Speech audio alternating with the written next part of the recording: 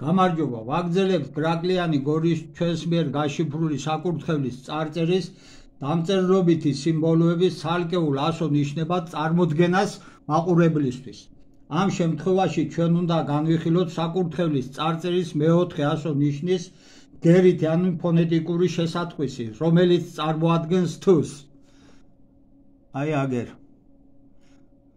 ისი გრაფიკული გამოსახულება გამოტანილი გვაქვს ფრაგმენტად აი აქ. ალბათ ამ შემთხვევაში საჭირო არ არის იმის განმარტება, რომ ჩვენ სიმარტივისთვის წარმოვთქვამთ ასო ნიშან თს და არა მარცვლის სახელდებას ამბანურ რიგში. თან მანამდე კი ორიოდე სიტყვით გვინდა შეგახსენოთ, რომ ჩვენ საკუთარ დასკვნებს ვაკეთებთ მხოლოდ ისტორიულ, არქეოლოგიურ, ლინგვისტურ, დაბჭირ და ასტრონომიული წყაროებზე დაყრდნობით, რათა გამოგვერიცხა შეცდომა ანდაც შემთხვევითობა. ვიდრე ჩვენ საკუთარ არხს შევქმნიდით და წარმოგიდგენდით, ჩვენმა კვლევებმა გრაკლიანი გორის დამწერლობითი არტეფაქტებისა და ბაშპლემის ფილის ტექსტის აგრეთვე სვეტიცხოვლის წრიული ფრესკის გაშიფვრის შესახებ გაიარა ბევრი შესაბამისი დაწესებულება, სადაც დარეგისტრირდა ჩვენ სახელზე და მათგან მიღებული გვაქვს ოფიციალური პასუხები, როგორც ელექტრონული, ასევე მატერიალური სახით. აბსოლუტურად ყველა მოგწერა, რომ მათ დაწესებულებებში არ მსახურობდნენ პალეოგრაფები და ვერ შეძლებდნენ ჩვენი კვლევების რეცენზირებას, რომელთა მოცულობა საერთო ჯამში 300 ფურცელს აჭარბებს. ამიტომ გთხოვთ რაღაც შეფასებულ კომენტარებს დაგვიწერთ. ქონდა რამოდენიმე ადამიანს ამის მცდელობა საქართველოში არსებულ იმ სამეცნიერო დაწესებულებებიდან. დაგვისვით შეკითხვები და გიპასუხებთ. ამჟამად მუშაობთ ფესტოსის დისკოზე.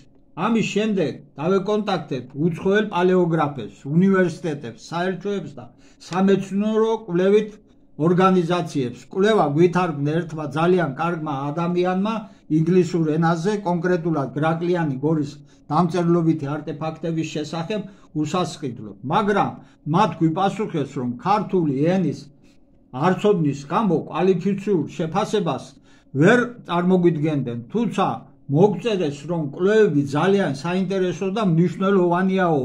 მიმართეთ თქვენს პალეოგრაფებსო. გამოგვივიდა ჯადოსნურ წრეზე სიარული. ამის შემდეგ უკვე საქართველოში დავეკონტაქტეთ კონკრეტულ მეცნიერებს. მათგანაც ანალოგიური პასუხები მივიღეთ, თუმცა მითითებული ჰქონდათ, რომ პალეოგრაფიის სპეციალისტები იყვნენ. მათ პირდაპირი მნიშვნელობით დაგვთუქეს. აქ ცხვირი რატომ ჩაყავითო, ზუსტად ამ სიტყვები. ეგ ორნამენტებია და როგორ გაშიფრეთო. როცა ორნამენტების განმარტების წაკითხვა ურჩიეთ, მერე აგრესიაზე გადმოვიდე. შეიძლება დამწერლობითი სიმბოლოებიაო, მაგრამ თქვენ ვერ ეგრისებით თქვენი კვლევების აღიარებასო. მიზეზიც არ დაუმალავთ. თქვენი კვლევები რომ ვაღიაროთ, ჩვენი უნდა უარყოთ. მხოლოდ 2-3 მეცნიერმა, ვინც ასევე არ გახდათ პალეოგრაფი, იმის გამო, რომ ჩვენს განცხადებაზე უნდა გაეცათ ოფიციალური პასუხი, საკუთარ თავზე აიღო აზრის გამოთქმის ვალდებულება, რაზე ჩვენ აუცილებლად ჩავწერთ ვიდეოს და წარმოგიდგენთ მათ არაკომპეტენტურ ნააზრებს. დანარჩენს თქვენ თვითონ მიხვდებით.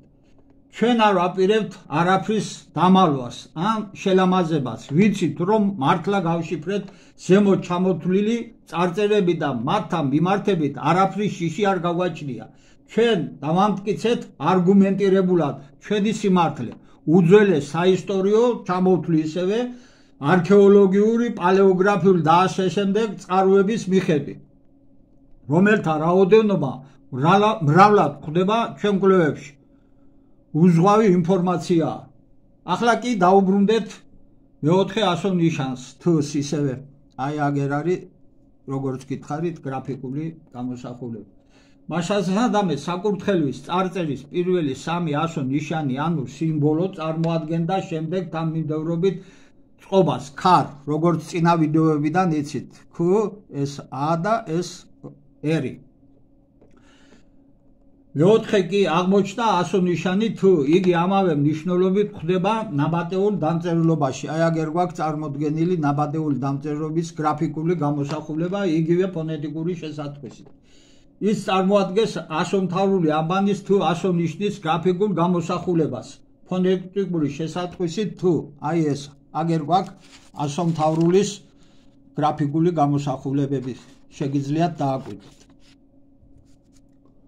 ამჯერად რადგან უკვე გქონდა გაშიფრული ასო-ნიშნების შემდეგი თანმიმდევრობა ქართ, ჩვენ მივხვდით რომ საქმე გქონდა არა მხოლოდ აქამდე ყველაზე უძველეს ქართულ წარწერასთან, არამედ იმ მნიშვნელოვან დადასტურებასთან, რომ მინიმუმ საკურთხევლის წარწერის ეპოქისთვის ქართველებს ჰქონდა სახელმწიფოებრიობა, რაც ამხელდა საბჭოთა მეცნიერ ისტორიკოსთა სიყალბეს. თითქოს ქართული სახელმწიფოებრიობა იწყებოდა მარტივად რომ თქვა დასავლეთ საქართველოში კოლხეთით ძველი წელთაღრიცხვით მე-13-მე-12 საუკუნეები და აღმოსავლეთში ფარნავაზით ძველი წელთაღრიცხვის მე-4 საუკუნე. ჩვენი მოსაზრება სახელმწიფოებრიობასთან დაკავშირებით თანაც უფრო უძველესი დათარიღებით შემდგომში გაამყარა თეიმურაზ ბატონიშვილის წიგნში მოცემულმა ცნობებმა, რომლის მიხედვითაც ქართული სახელმწიფოებრიობა აითვლებოდა ძველი წელთაღრიცხვის 22 საუკუნიდან და მისი დამაარსებელი იყო ქართლოსი თავის 6 ძმასთან ერთად, როგორც იცით წინა ვიდეოებიდან. და გამმეორდებით, აქ ამიტომაც წერია მისი სახელი საკურთხეველს, ვისი საფლავის პირველი საფიცარი იყო შემდგომდროინდელი ქართველებისთვის და ქართლოსის სახელი თაობებს გადაეცემოდა როგორც პირველი ნათესავმთავარი. ამაზე ციტატები და ვიდეოები გვაქვს ჩაწერილი წინა ვიდეოებში და გთხოვთ უყუროთ.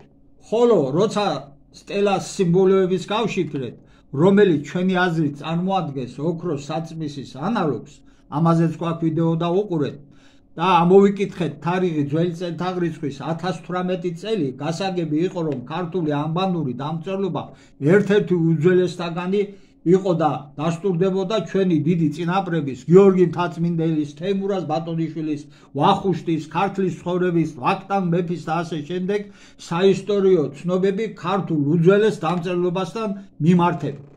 ამაზეც გვაქვს ვიდეოები ჩაწერილი.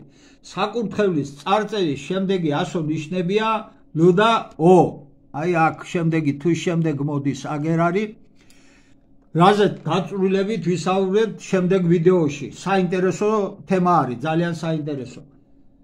ამით დავასრულოთ. გამოიწერეთ ჩვენი არხი, დაგვეხმარეთ გავრცელებაში და უყურეთ ჩვენს ვიდეოებს. დიდი მადლობა.